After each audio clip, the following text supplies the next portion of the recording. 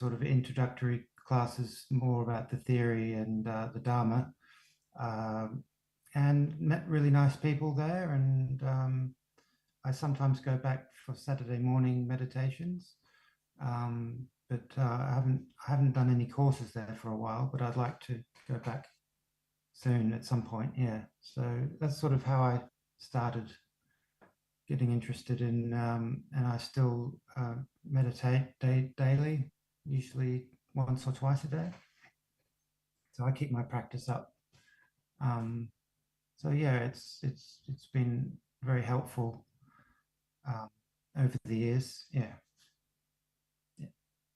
And I think that when we chatted at breakfast, we talked a little bit about what suffering, what dukkha is, and Mm. how we're used to thinking of just when there are problems in life, when there are difficulties, or when we have physical pain, we think of that as being dukkha or suffering. But we discussed how every reality in life, That's right. seeing now, hearing now, pleasant feeling, unpleasant feeling, whatever arises falls away instantly. And so, in the deepest sense that the Buddha taught, whatever arises is dukkha, is unsatisfactory because it's gone instantly. It cannot be a refuge. We cannot hang on to it. So, Yeah. there's clinging all day to that which is gone, which is Yeah. impermanent. And I think that you appreciated Yeah. the understanding of the truth that whatever arises is unsatisfactory, is dukkha. Yeah. And I think we talked a little bit about realities and concepts because usually we live in a dream world or a fantasy world, taking the people and the things around for being real. But actually, there are only moments of seeing now, hearing now, just that which is seen, that which is heard. But we live all the time in the mind, Mm. dreaming about people and things, and especially clinging to oneself, which brings so much disturbance and difficulty in life. Yeah. Absolutely. And I don't know whether anyone else would like to add anything or. I'll just add briefly to what Sarah said. The Pali term that's usually translated as suffering, we prefer to think of as meaning unsatisfactoriness, because it applies not just to our feeling, which is what suffering connotes, doesn't it? Suffering means one is experiencing pain or discomfort or unpleasantness in some respect. But really what the Buddha was pointing to when he used this term was that everything is unsatisfactory in the sense that it can't, it only lasts momentary, it only has momentary existence. So what we think of as being continuous and lasting are really just momentary arisings, both what we take for ourselves, the individual, and what we take for the world outside. It's all momentary arisings when it's seen as it truly is. So it's not that one tries to see things as momentary, but the reality is if they are seen correctly, then they are just passing arisings and therefore unsatisfactory because there's no lasting aspect to it. Nothing can be taken for refuge, for security, for etc. Okay, that's just what I wanted to add about the word suffering, which, as I said, we prefer to think of as unsatisfactoriness. Thanks, Mark. Yeah. And I think we also discussed at breakfast about the heartbreaks we have in life, the losing what is very dear to us, and so on. And usually we think of it as being the loss of the other person, the loss of what is dear. And we don't appreciate that the heartbreak is because of the clinging, the strong clinging to one's own pleasant feeling, which will cause disturbances and heartbreak again and again and again throughout life. So the Buddha's teaching is so very helpful in pointing to the truth of life, the truth of what are the real problems and what are the causes of the real problems in life.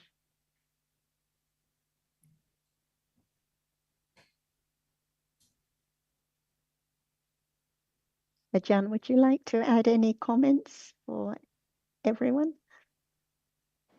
Yeah.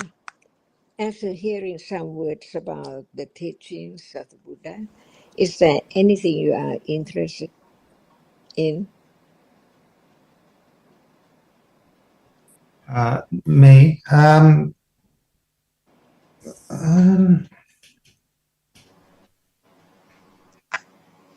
Yeah, I think just the very basics. Just being able to master my mind, because I always seem to fall back being a victim of my thinking, and always trying to overcome that.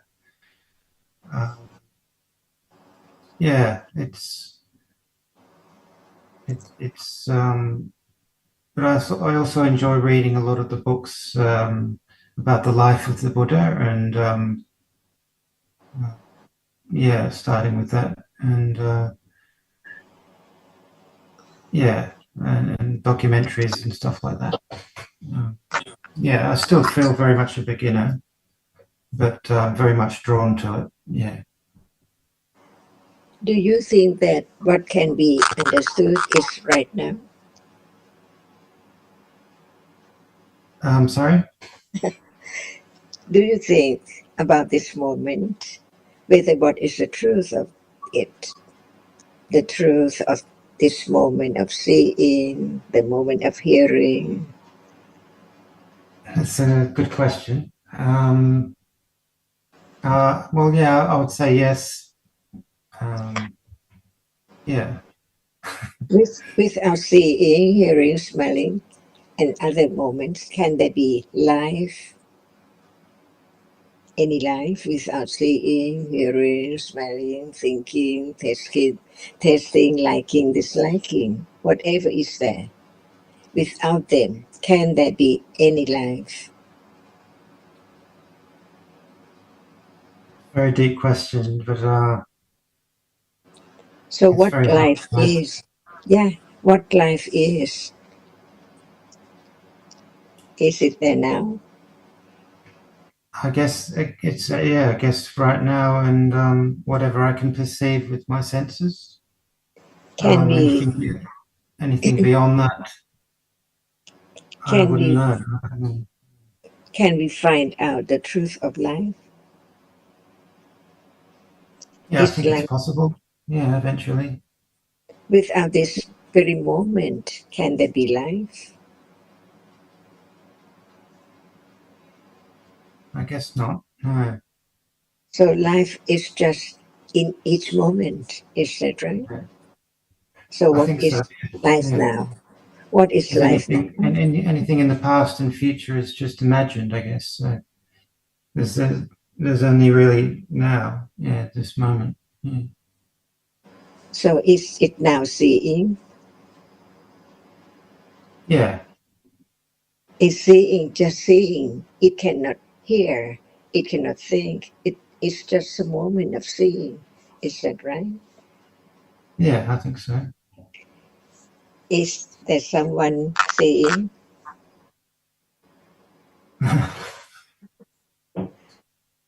um, I would say yes. Before, Well, yeah, before seeing arise, there's no seeing, right? mm, So seeing is there at moment when it's there, arising by conditions, not by anyone's will at all. Is this life by conditions arising and falling away, different each moment, not the same at all? So life is not permanent.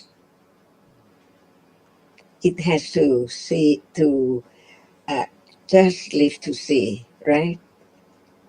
Yeah. To hear, to think, and then all gone. Yeah. Each moment, each day. So what is the worth of just arise and fall away, on and on, never to return at all?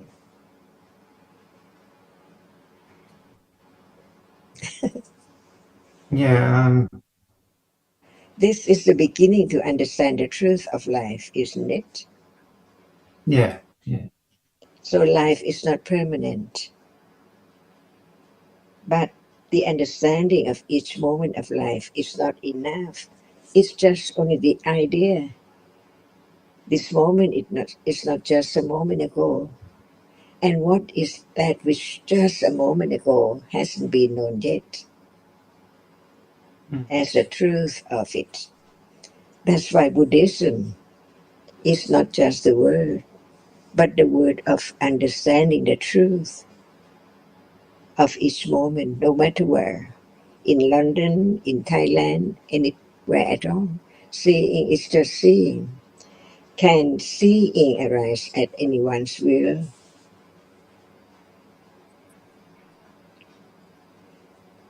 Can you intend to have seeing arise so it arises? Or no one can make it arise at all? It's there already, right? While we are talking, doing, eating, and on, there is seeing all the time. No one makes it arise at all. It's the way it is. Can there be more understanding of seeing? Because it's just life, a piece, a moment of life, a second of life. So, can there be any more understanding of seeing? Otherwise, one just lives without any understanding at all. So, understanding is not understanding that is someone or something, but it is that which sees. Beginning to break up, down what we take for a person, a being, or a thing into just one piece of reality. The whole body can be broken down. That's right. And what is there? See, is the eye anymore, or just different realities? When they are together by conditions, no one knows that what is there together are just only different realities by different conditions. For example, there is seeing now. Is now the seeing the same as just a moment ago? It's a little bit different. Similar. Certainly. Otherwise, there will not be a split seconds and then what is there just arises and falls away so very rapidly, unknowingly, subtly too. And that is that no one knows about the truth of life. Just take it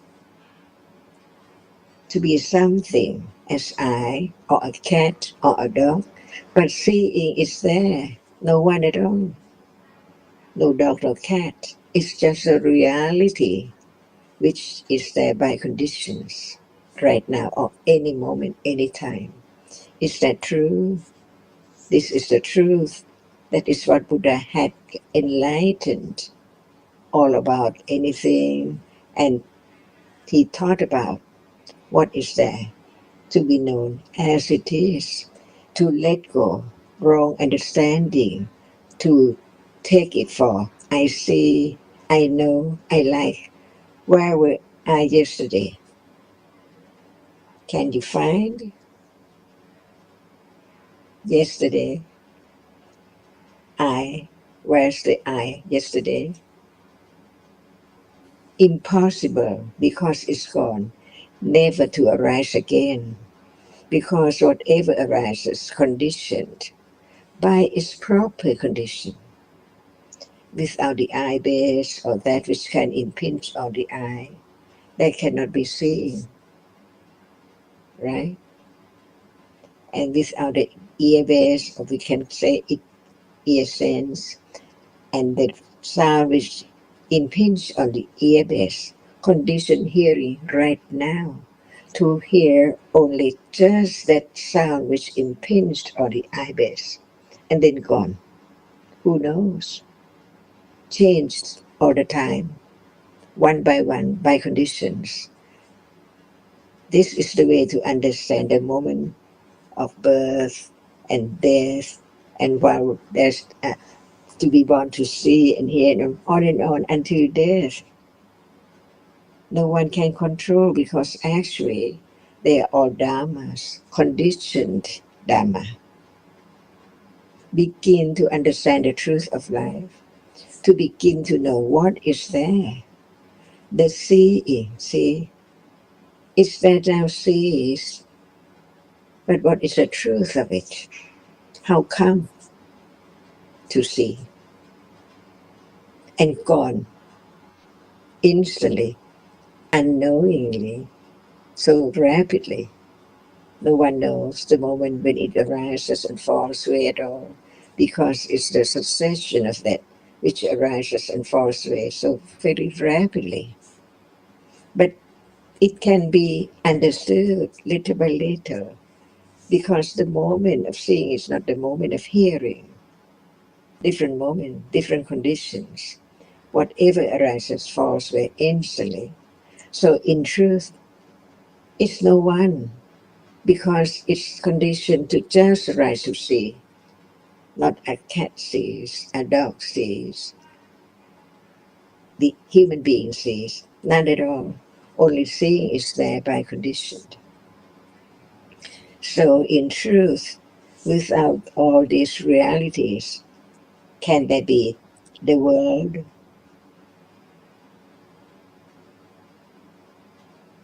So even what is meant by the world has to be understood,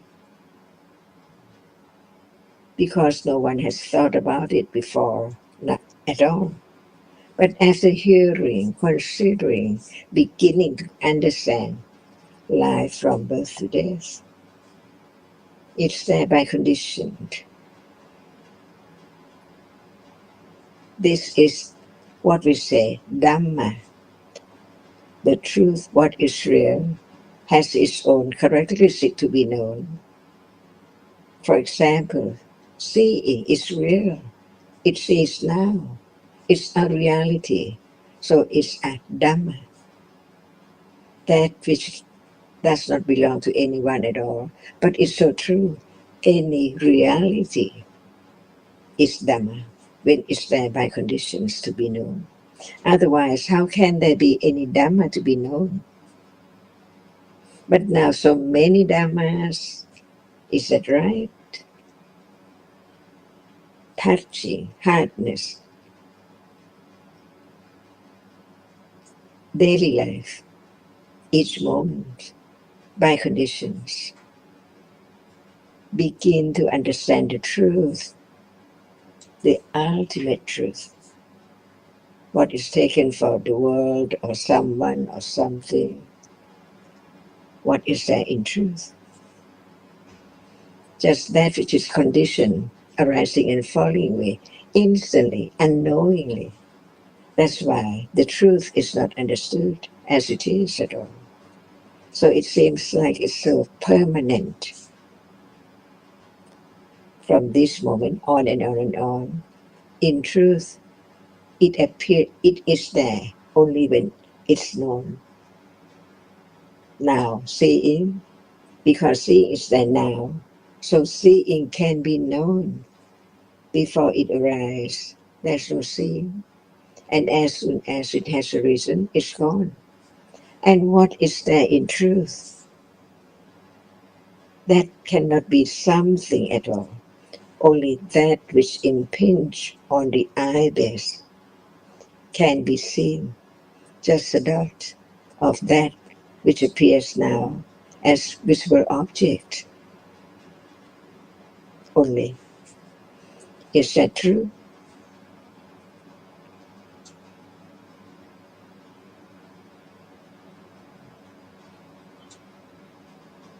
I think I that think when we met, we discussed a little bit about the different dhammas, the different realities that arise and fall away as being anatta. Usually we Right. think of I that sees, I that hears, I that has control over the mind. But actually, as we discussed, there are just these different realities, these different dhammas, which Ajahn Suchin is talking about, which arise and fall away by different conditions.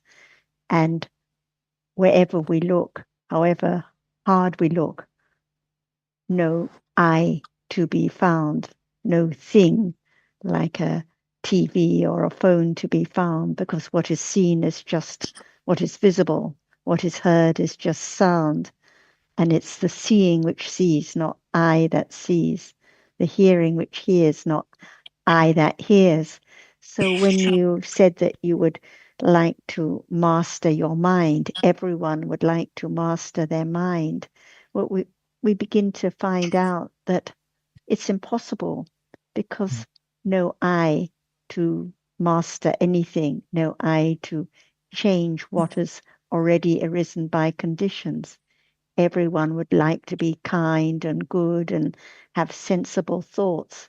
But what arises now, the seeing now, the hearing now, the unhappy feeling now, the happy feeling, each one arises by different conditions and isn't in the control of any self.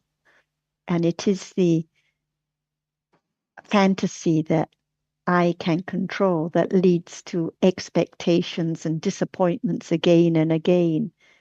We make resolutions. We say, I'm only going to have good thoughts today.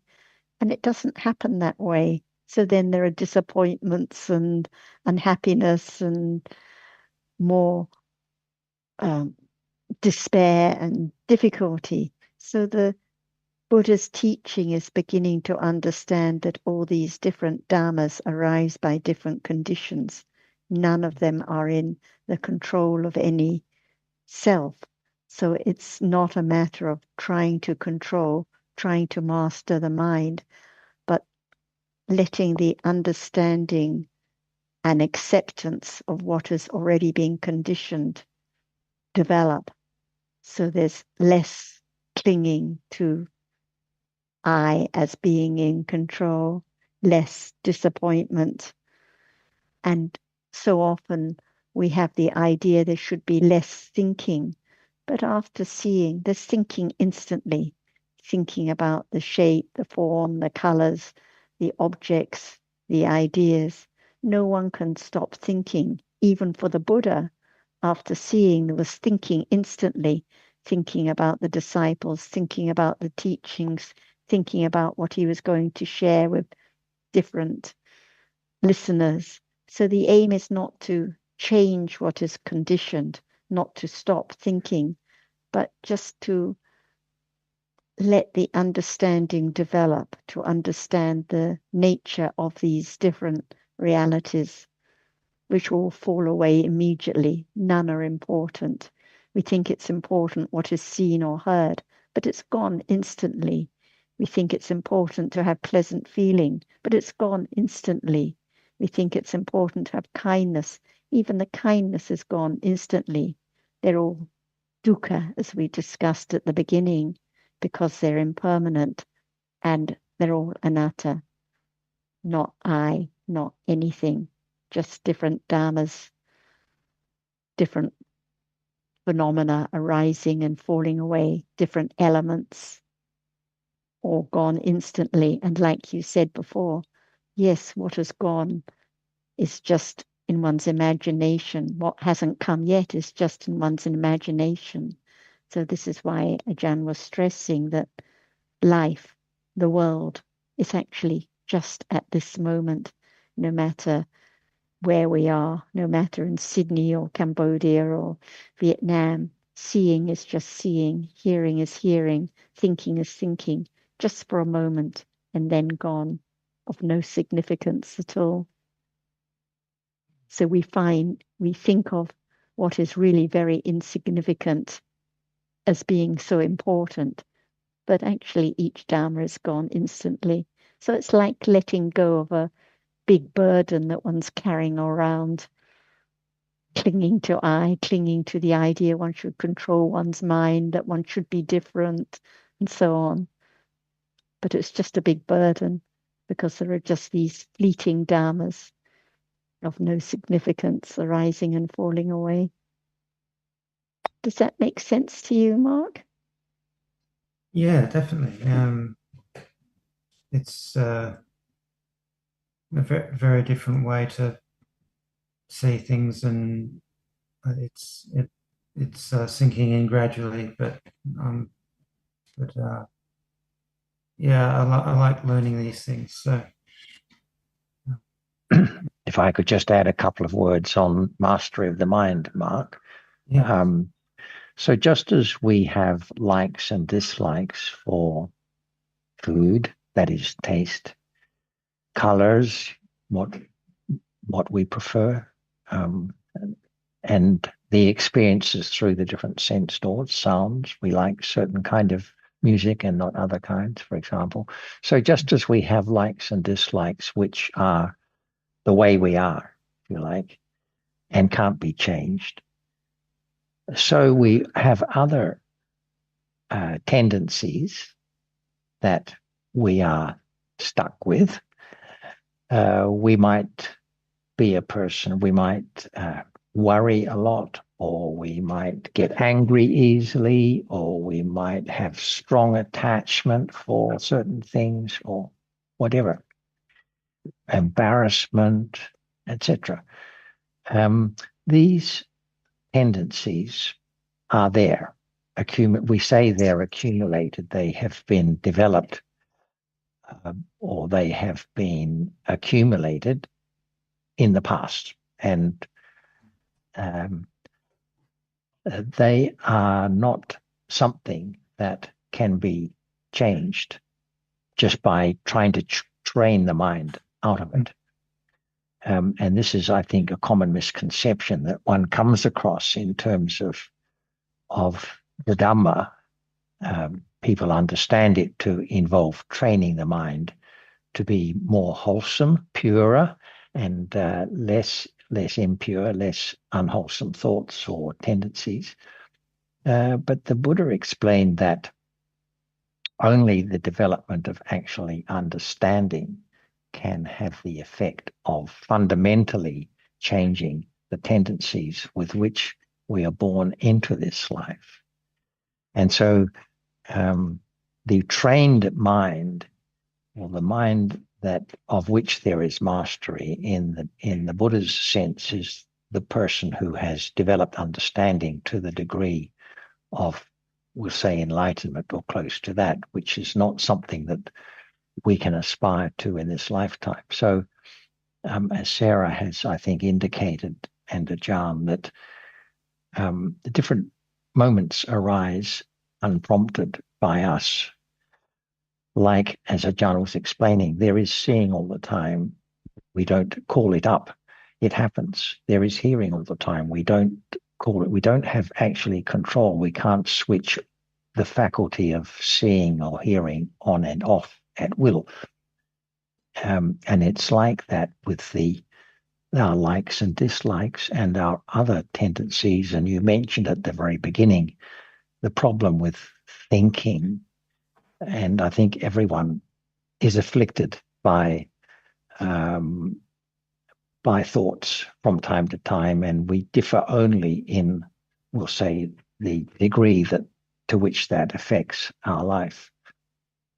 So to just relate that to what we've also been saying about the conditioned nature of these different realities that we've just been talking about. They happen by conditions, and it's the understanding of these things that is the development of the path taught by the Buddha. So we don't expect any radical change, because we understand that things may change gradually over time with the development of understanding, but that will happen by virtue of the understanding itself being developed, and not by our wish to have more of this or less of that. Thanks, Mark. Thanks, John.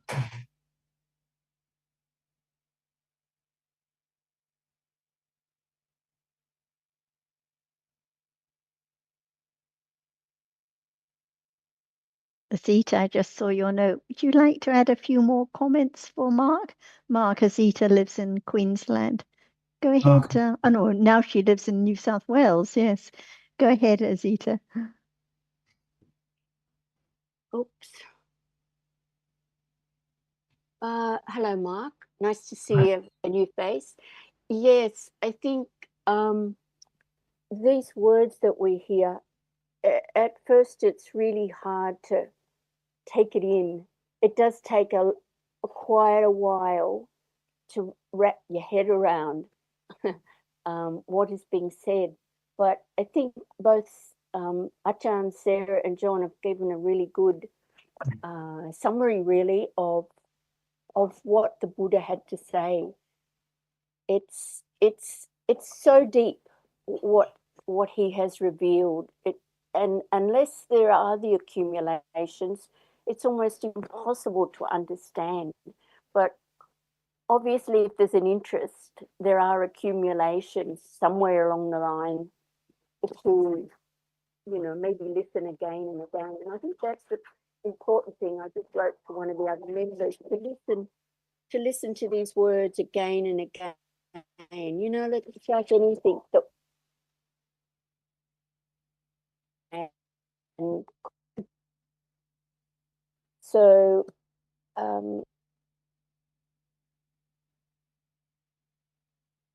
we are losing your audio a bit, Azita. Sorry. Yeah. Oh, right. Can you still hear me? That. Yeah, it cut out a little bit towards the end. Yeah. Oh, I'm not sure why. Can you still hear me? Yeah, I can hear you now. Yeah. Okay. I'm not sure why. What's happened there? Anyway, you were just saying, I think, about the importance of listening and considering again and again and again, because, as you said, it's so deep that one can't just listen a little bit and get all the points. There has to be a lot of careful considering and reflecting. And it is a great relief when there is the beginning to let go of the burden of I that can control and I that should change one's nature and I that should master the mind, just letting go of that burden little by little. But it takes a lot of very careful considering and reflecting. As Ajahn says, can you make seeing arise now? Or can you stop it from arising now? Can you change the thinking at this very moment? It's already arisen, the thinking at this moment, by conditions, and it depends on many conditions what is thought about.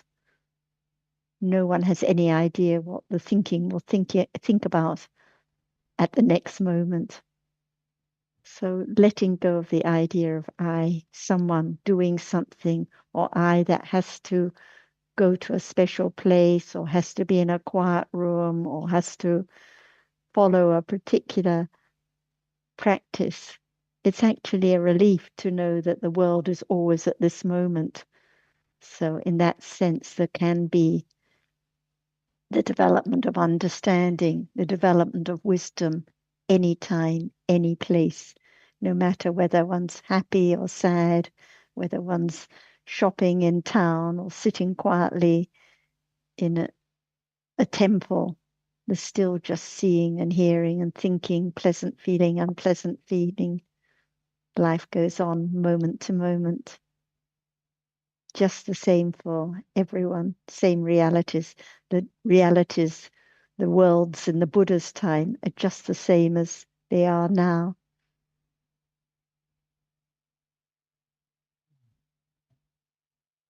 Does anyone else have any comments? Go ahead, Azita, carry on. Oh, okay. Can you hear me okay? Yeah. It's good now, yes. Okay. It's I wrote something on DSG couple of days ago, and I'm still getting through Bhikkhu Bodhi's introduction. And I think there was one thing I got out of it that really hit home was, after a while, we start to know Lopa in a way, theoretically, and Dosa. But can you just give translations of the terms for sorry. Yeah. Lopa is attachment, and Dosa is irritation, and then underlying it all, this ignorance. We are basically ignorant of any of the truth that the Buddha's revealed. But the one thing that Bhikkhu Bodhi pointed out was that after a while, when we hear a lot, we start to recognize what attachment is. We start to think, oh, yeah, I'm attached to this or that. But the one thing he pointed out was those moments of consciousness that Achan was talking about, the rising and falling away of seeing, hearing. And he went on to say that that's what we mostly all take for me, for mine, or for myself, are those moments of consciousness, because they're so subtle, so subtle, that it's just, us as beginners, just, yes, we hear about it, but knowing it takes a long time for that understanding and the wisdom to develop and really, really know it. Probably we might be looking at eons. I don't know. It all depends, but yeah. I think that's probably all I need to say.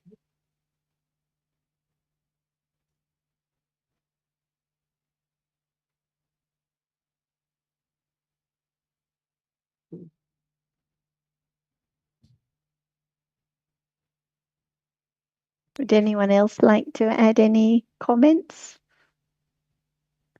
Or does anyone else have any questions they would like to ask?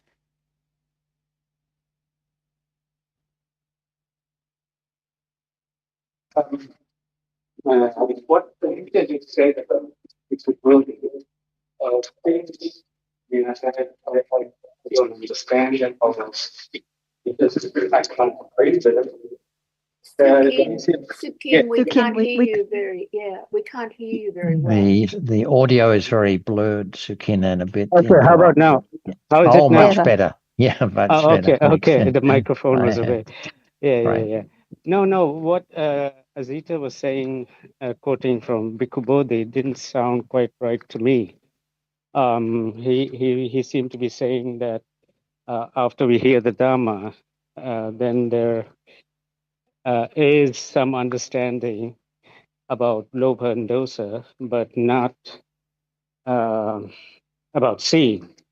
And he seems to be saying that, and that's the reason why there's some understanding about Lobha and Dosa being anatta, but seeing would still be taken for self. I don't know. It just sounds a bit strange to me. Yeah. Does anyone else has any idea? Can I just clarify?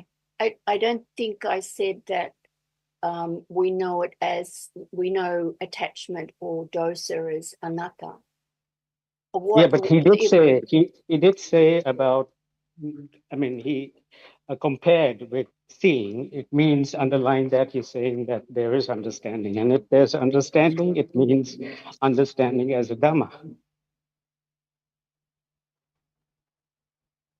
Perhaps I can just. I'd like to. I'd just like to say a couple of things here. Like Azita, Mark, I welcome you to our forum. I think it's like Azita has alluded to. I think it's so important to hear the Dhamma and consider it carefully, again and again and again, because our tendencies of unwise thinking are broad and wide and very deep. I guess like when I heard you talk initially about mastering the mind, I was thinking that mostly we think of that during unpleasant feeling, You know, that like we can be sitting very quietly at home doing something that we enjoy, and we don't think too much about it. We just like it. We think it's pretty harmless. But Sarah and Jonathan, to some extent, and Ajahn have alluded to this, that attachment or liking different objects is always present at one degree or another, mostly. You know, it's sort of splattered with different degrees of aversion or not liking something in particular, like this little child in the background screaming out, I can hear, and it's an unpleasant sound. And we don't realize that mostly we have aversion towards that. Or if it's a sound of a bird, then there's attachment to it. And as Kun Soo Kyin has just alluded to, there might be sound. And then, of course, there's often attachment or aversion to that. And this has been spoken to too, that this is life, you know, different moments all the time. We have different levels of attachment, different levels of aversion, different levels of irritation. And the Dhamma, or the Buddha's teachings, is about understanding those realities as they are, not as we think they are. You know, we often think about the world out there, which is just a big story, I believe. So the Dhamma, or the Buddha's teachings, helps us to tease out or to understand better what the realities really are, not all these conventional ideas of people, bells, children. We need language, you know, we need to talk about certain things, and we use conventional language, but it enables us, by way of the Dhamma, by way of the Buddha's teachings, to understand little by little what is truly going on, not this very surface or very, perhaps not, might be considered very naive understanding of the world, which we get captured by, which is really nothing to do with the truths of the world that exist as they are. And it's been alluded, we can't control sound or hearing or thinking. These realities arise, and they can be understood as they are, not as they truly are. But that, as Azita has alluded to, takes a lot of patience. And as she also talked about, having, you know, like I appreciated what she said, if you have an interest in Dhamma, it's very, or I would say highly likely, that you've had these kind of considerings and ponderings, not only in this life, but I suspect strongly in other lives. And so it has taken this point in time, you've arrived at listening to Dhamma. You mentioned that you came across the Buddhist Centre there in Newtown. And you've come across this forum. I really welcome you, and I just encourage you to keep on listening, because as Azita did say too, it's not easy. The Dhamma has been said, is subtle, and it takes a lot of patience to consider it carefully and honestly. And I'll just finish up by saying that Ajahn is always talking about being true to the truth. What does that mean? And perhaps I'd like Ajahn, you perhaps to follow on, if you wouldn't mind, to talk about the truth. What is true about this present moment that we often gloss over or don't consider very carefully? Thank you.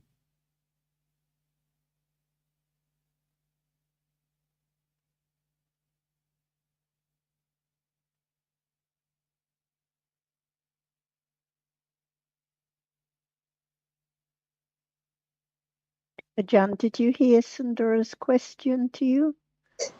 Yeah. I would like to talk to Mark. Can I? May I?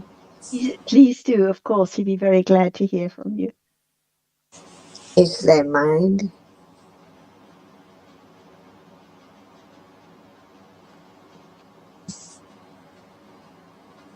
very simple question?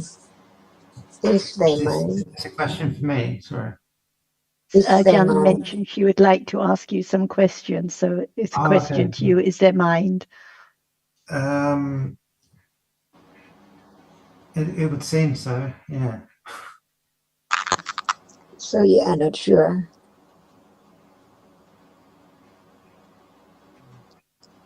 It's a difficult one to have You an talk answer for about that one. mind. You talk about mind and master the mind. So what is mind? What is the mind?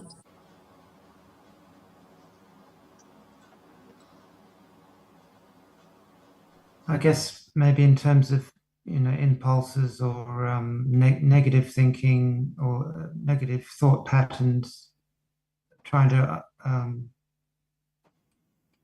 have healthier, positive thoughts. Maybe that's what I meant by mastering the mind, or But what is it? The mind? Is it real?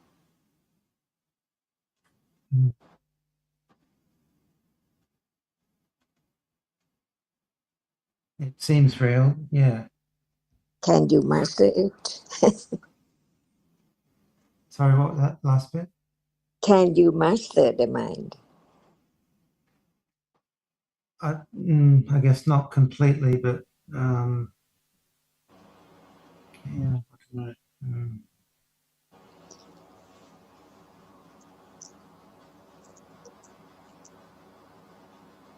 I I think. guess having some kind of control. But shall we talk a little more about the mind to be understood the truth, the reality of it? Yeah. Is it real?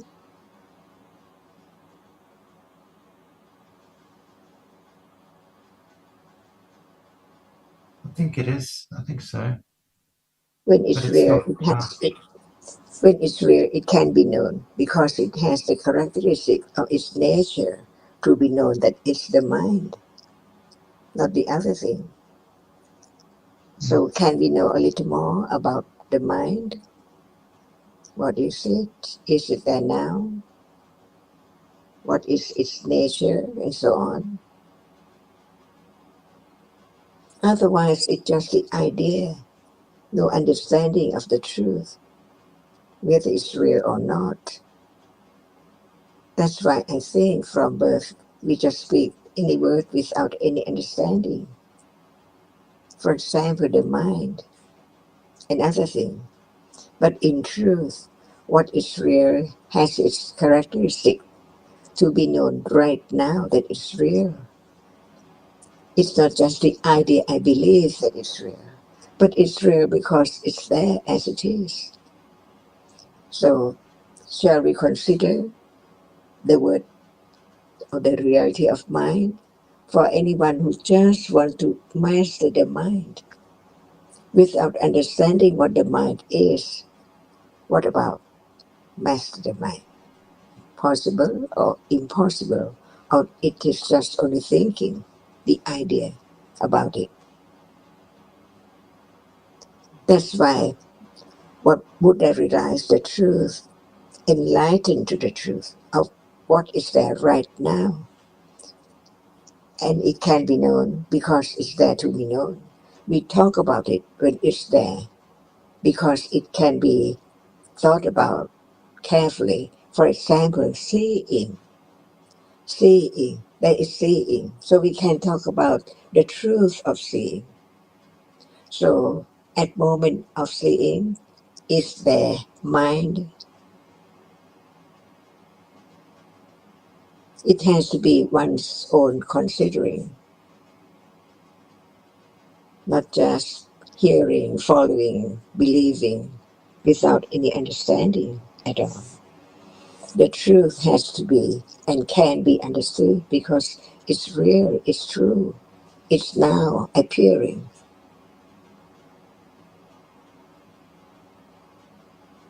So, shall we talk more about the mind?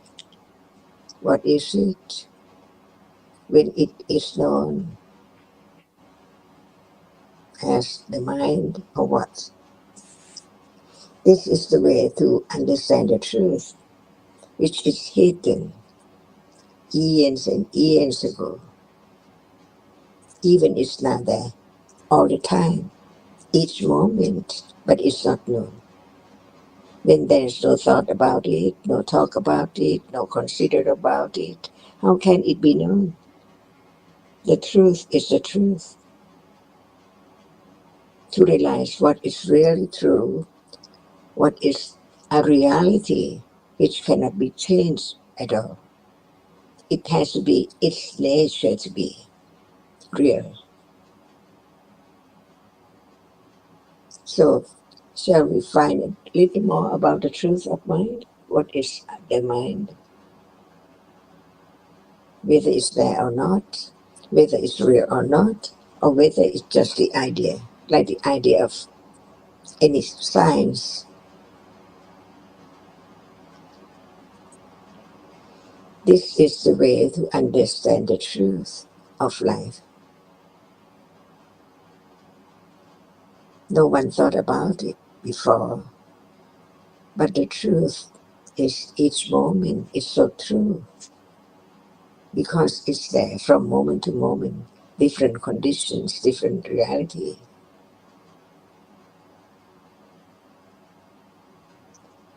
So is seeing the mind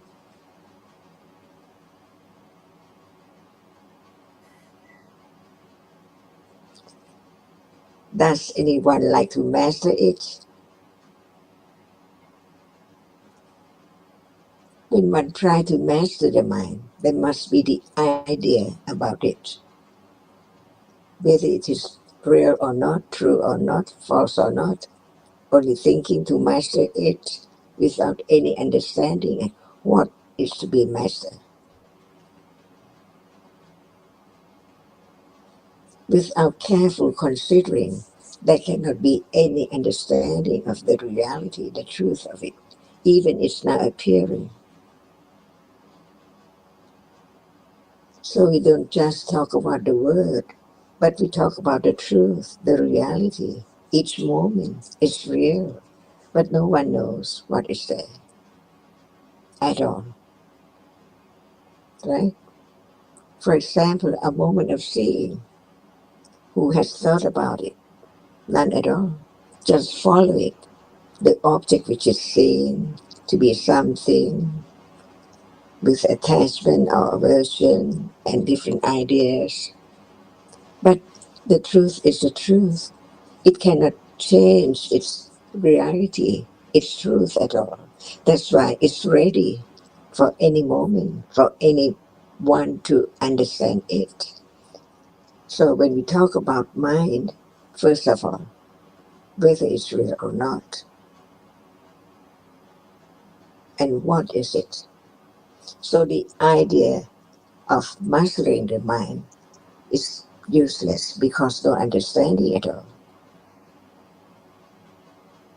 To be true to the truth is the most important in life because no understanding of anything at all which has gone, just cling to it.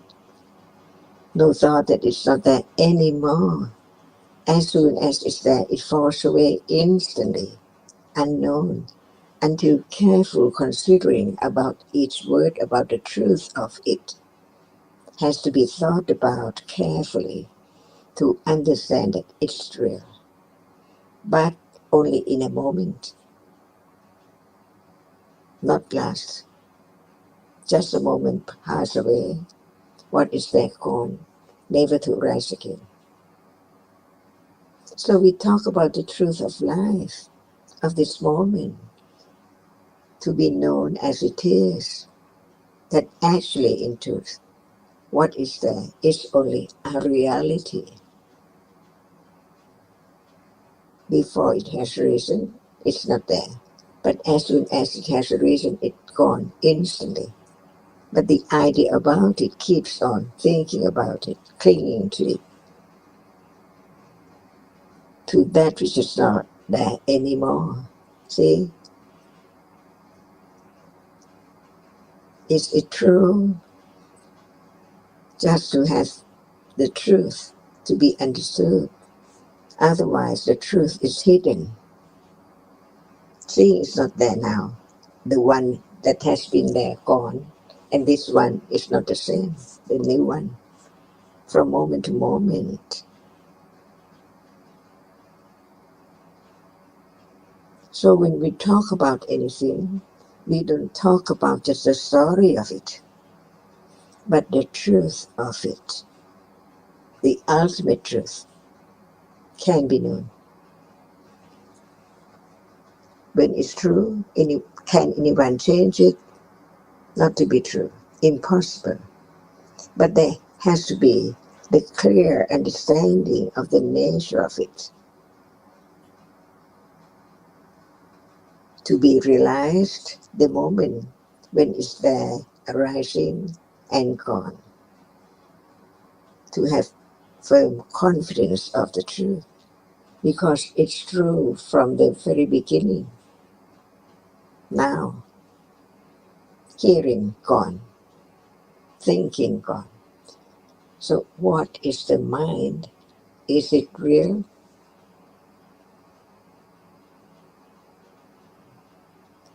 Or is it only idea about it? And what is true at that moment, having such idea? The truth is there, can be known little by little. Beginning to consider carefully what is true, what is real, what is Satya Dhamma. So understand from the first word, Dhamma, what does it mean? It's not just a word, but what is it?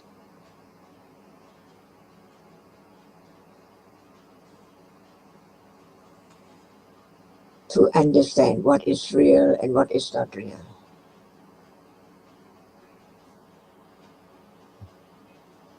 Is there you?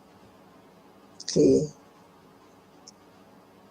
more question to begin to consider it carefully, little by little, to let go ignorance, the clinging to that which is gone as something permanent or still there. It's wrong. It's completely gone, unknowingly, from moment to moment. That's why it's morning and noon and then afternoon and then tomorrow. Not the same moment at all. And what is that in a moment is different by conditions. Is that true? And the word for truth is satya.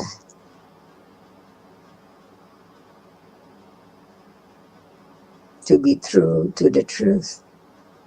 To be faithful to the truth. Otherwise, it's not true at all. It's just the idea without careful considering at all. For example, what is the mind? What does it mean? Is it real? Is it there now? What is it? If it's real, we can talk about it because it's there to be known as it is. So is there any mind now? Mark, this is a very good question, I think, to consider. We talk about mind a lot, and John's been using the term, but perhaps each of us has a slightly different concept of what is meant by mind. So just to direct our attention to it, let me ask if you see a difference between mind and consciousness, for example. Those two terms synonymous, or is consciousness different from mind?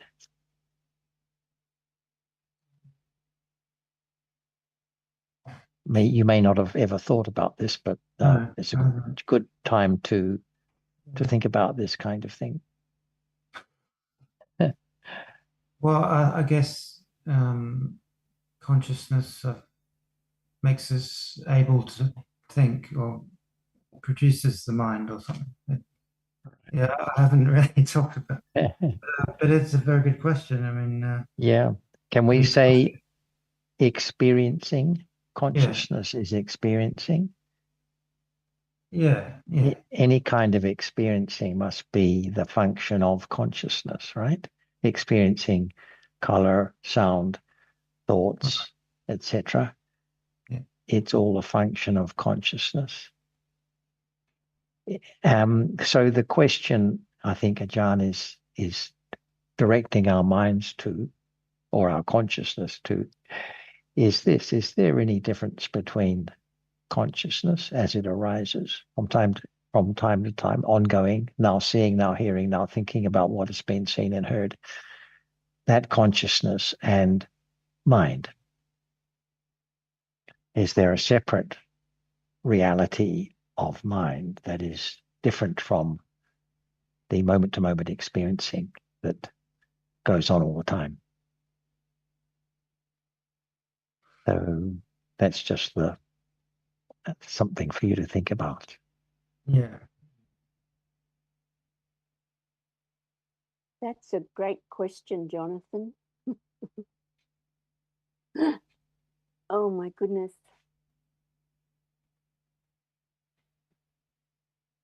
So, Mark, from what we learn from the Buddha's teachings, at each moment of life now, there is a moment of experiencing, a moment of consciousness. So, seeing is a moment of consciousness, hearing is a moment of consciousness, each moment of thinking is a moment of consciousness. We can call it mind, we can call it anything, but it's quite different from our idea of something lasting that belongs to me, because the seeing arises, experiences what is visible, falls away immediately. The hearing arises, hears sound, falls away. Each moment of thinking arises, thinks about an object, and is gone immediately. So it's more like an electric current. Each moment of consciousness conditions the next moment of consciousness, but they don't belong to oneself or to the brain or to anything or anyone. They're just moments of consciousness or moments of mind arising and falling away instantly, not to be found in the brain, not to be found in the living room, not to be found in Sydney, just different moments of consciousness arising, assisted by different mental factors. For example, when it's a wholesome moment of consciousness, it's accompanied by non-attachment, non-aversion. When it's an unwholesome moment of consciousness, attachment arises or aversion arises that we've discussed. So just different moments of consciousness assisted by different mental factors, experiencing an object and gone instantly. So when Ajahn said, is the mind now, is seeing the mind, we can say it is the mind. It is the moment of consciousness that arises and falls away. In Pali, we have a word citta, citta, citta. So we say there's one citta at a time, or another word is mano, M-A-N-O. So mano is often translated as mind, but it just arises for a moment, experiences the object, and then is gone. So this is the consciousness, this is the mind arising and falling away at each moment, not belonging to any self. And I think from what we've just been discussing, it's apparent that while we can readily agree that there are different moments of consciousness following each other, whether there's anything called a mind that is separate from those moments of consciousness. If there is, we haven't experienced it, right? It's just something a concept we have, that there might be a mind that is something separate and distinct from the actual moments of experiencing that are happening now. But anyway, in the Buddha's teaching, that there is just the consciousness. There is no separate mind to be found. So we can without embracing or rejecting that, we can consider from our experience in life whether that is the case or not.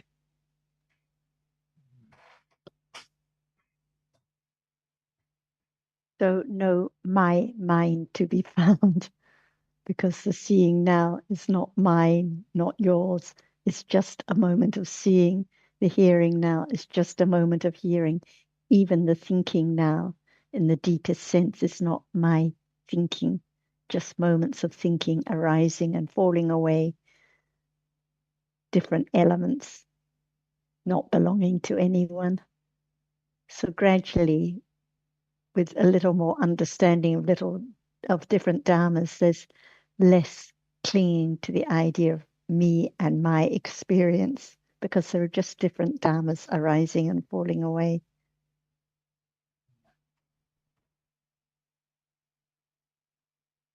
And how we react to different experiences. For example, we taste something that we like, there's liking. If we taste something we don't like, there's dislike. There's no control. Those things happen before there can be any control or any attempt to control. And so this is another aspect of the way things happen, as we say, by conditions, not by virtue of exercise of our will or intention or effort. And this helps us to appreciate the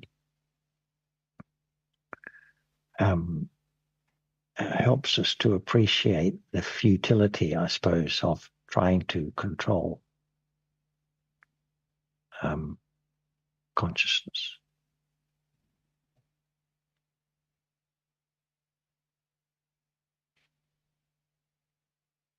And Ajahn, do you want to say anything further, please? Is there the mind now? Is there mind now? Kun Mark, please. No, it's just, I guess, just reality arising and falling. Is there now? Getting to grips with it. So is there now mind? I guess.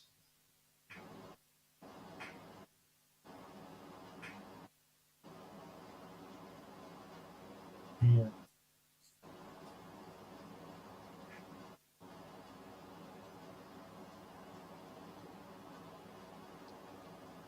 So obviously there's thinking now, I'm guessing, but there is for me, I'm guessing there is for you too. And there's seeing and there's hearing. So I suppose we can say, are these things mind? Or is it, I'm not sure in what sense Ajahn is using the term mind, but is there a mind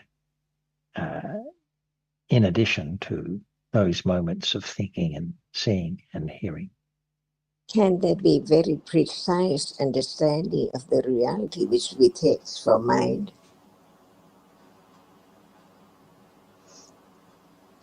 Otherwise, it's just the word again and again. That's why it's so subtle. It takes time to consider carefully each word. So now we're talking about mind. Again, is it there? Is it real? And what is it?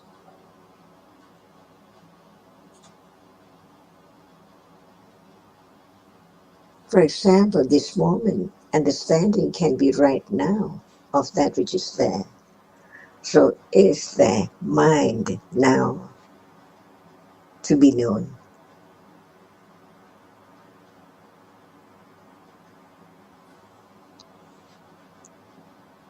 Each word has to consider very carefully again and again and again before there can be the precise understanding of the truth.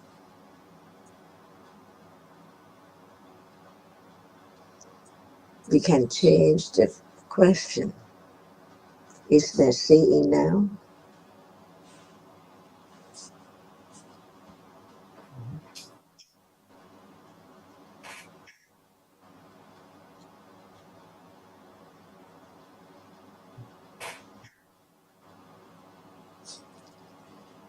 Is the moment of studying the truth, about the truth. Is there seeing now? To be truthful from the very beginning.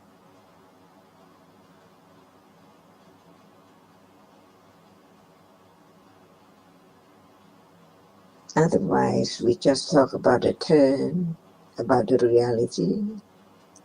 So how much understanding of the truth of what is taken for such and such word to be known. For example, mind. Is there mind now? Is there seeing now?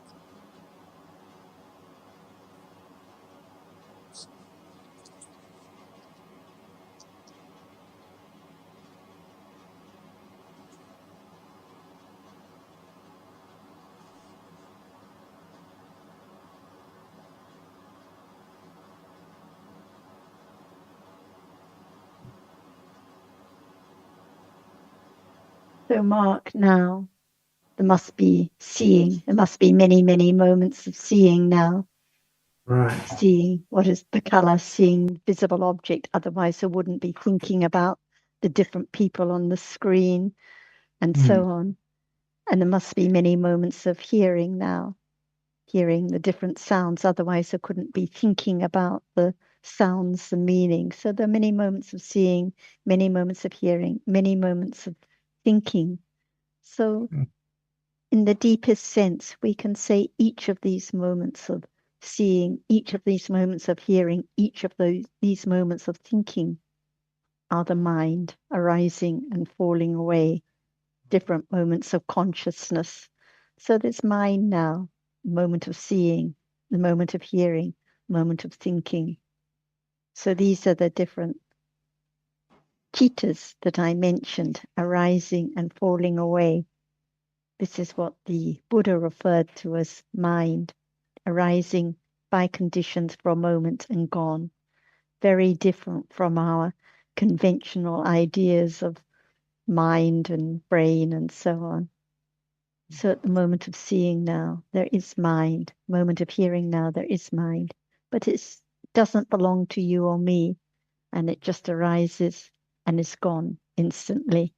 So never a moment in life when there isn't a mind, a moment of a consciousness experiencing its object, but no thing, nothing lasting at all, no cavity, no entity belonging to anyone.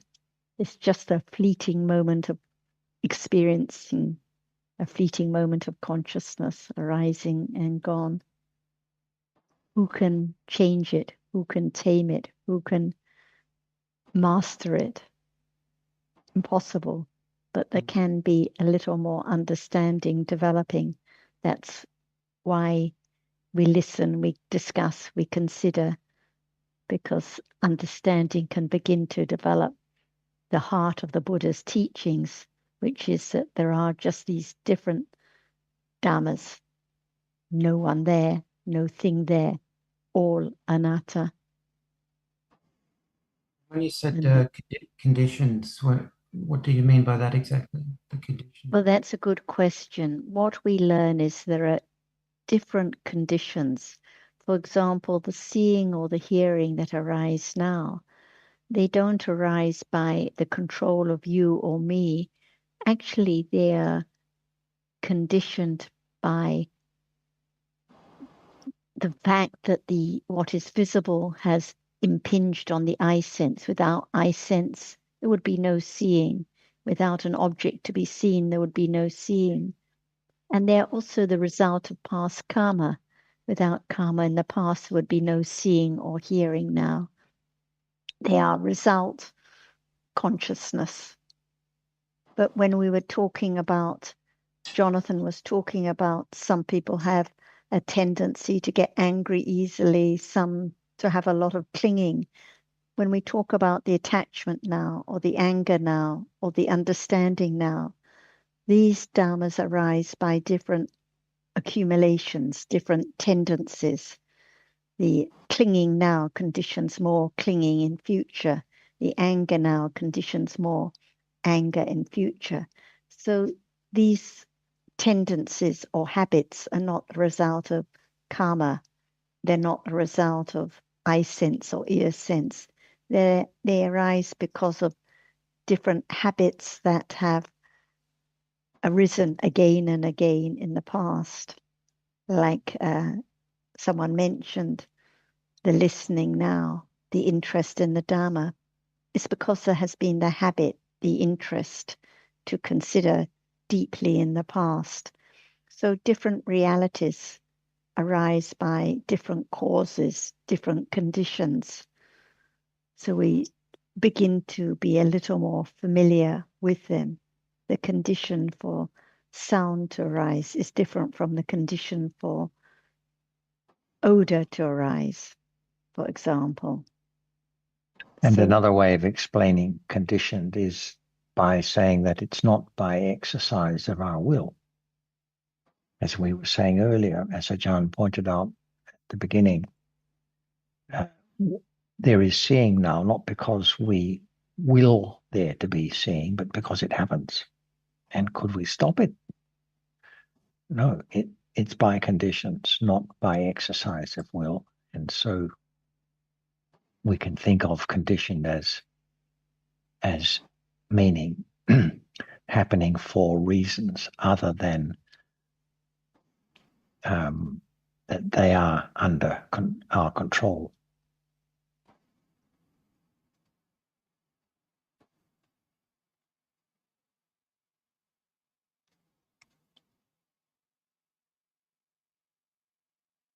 It's always interested me when Ajahn has often said, like the seeing and the seeing, it's arisen already. When we think we're seeing something, like you turn the head and you see, but it's risen already before there's actually risen already and probably gone, because then there's thinking about it. So that's always been an interesting one for me. and so the idea of mastering it doesn't make sense because it's already risen and fallen away by the time there's any thinking about mastering it or watching it or observing it or doing anything at all. Yes. So this comes back, Mark, to what you were saying about meditation at the very start. In Pali, there's a word, bhavana, which means development of understanding. So when the Buddha talked about the development of understanding, or bhavana, which is often translated as meditation, he was referring to this moment, no matter where or when. So there can be the development of understanding, the development of bhavana, anywhere, anytime, at this moment. If we think we should be in another place, or should observe another object, or should cultivate the mind, usually there is the idea of I, a self, doing something. But mental development is about the natural development of understanding, anytime, any place. For example, when you're working in the charity shop, they're still seeing, still hearing, they're still thinking, still pleasant feeling, unpleasant feeling.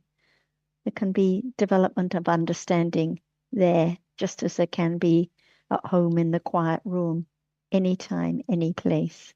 So the deep meaning of development or bhavana means understanding a little more about this moment, anywhere, anytime, however one's life works out.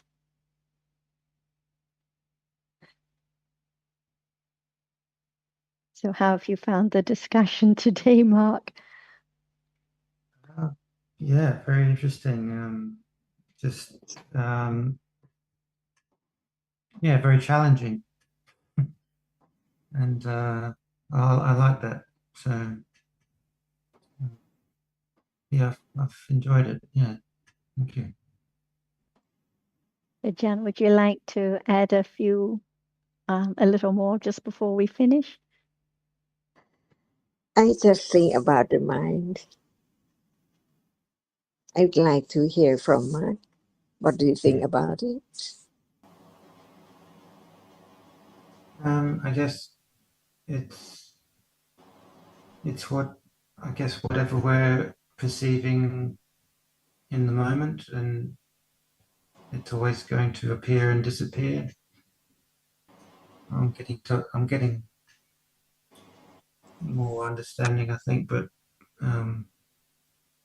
yeah, I need to think about it a bit more, I think. So it's the mind now. I guess so, right now. What is it right now?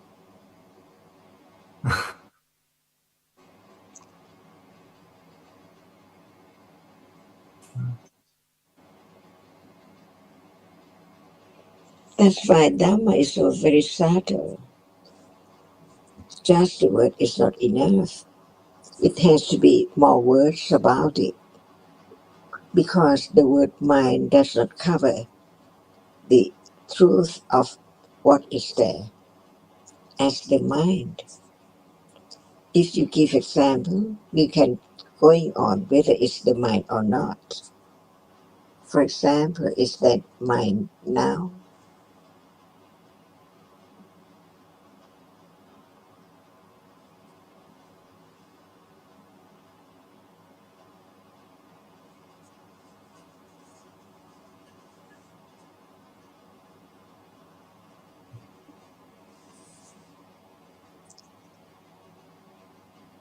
Because there are lots of words about it. But one reality has to be only one reality. Very precise, never be changed, never be the other reality at all. So it's not just the word we talk to understand the truth. It's not the word of truth. If there's no full understanding of the nature of that which is there. For example, in order to understand even just the idea or the word or the reality about one word mind, is there any example closer to it? Or what about the understanding of it as it's just a reality? Because there are many realities, and what you take from mind is one, but it's not clear which one. Is that right? So we start from the very beginning to have very just the basic understanding about the truth. We said many times in life about the mind, but what is it, the ultimate truth of it? Otherwise, it's just the idea again and again, different ideas from that idea to the other idea. But what is there is real because it's there appearing right now. So even just one reality has to be studied until it's clearly understood as it is, firm confidence of the nature of that, which is there as it is. The first stage of understanding is just hearing about the truth of it, consider it, to have very precise understanding of one reality at a time. For example, seeing is a reality because now it sees. It cannot be thinking, it cannot be hearing, it cannot be liking, it cannot be other reality. It's so real when it's that sees. So understanding the truth of it, it arises to see. It cannot do anything besides this. moment of seeing. Can seeing like, can seeing hate, or seeing just arise to see only and then gone. So we say, it's seeing, it's only seeing, it's not at the moment, it's not hearing, it's not attachment, it's not remembering, but it's a reality which sees. Be truthful to one reality at a time, and understanding a little more, and understanding a little more, to let go the idea of I see now, never to arise again, because seeing cannot be taken for anyone or anything. It's only a reality. Whenever it arises, it sees. Only that and then gone. Can it think? Can it hear? Begin to understand one reality at a time. To let go ignorance and the idea of I all the time from birth to death. And something all the time. But in truth, it's only one subtle reality different from the other ones. Learning to understand the truth of each one, to have firm confidence of what we say, Dhamma. What is real is real. So, สวัสดีค่ะ everyone. สวัสดี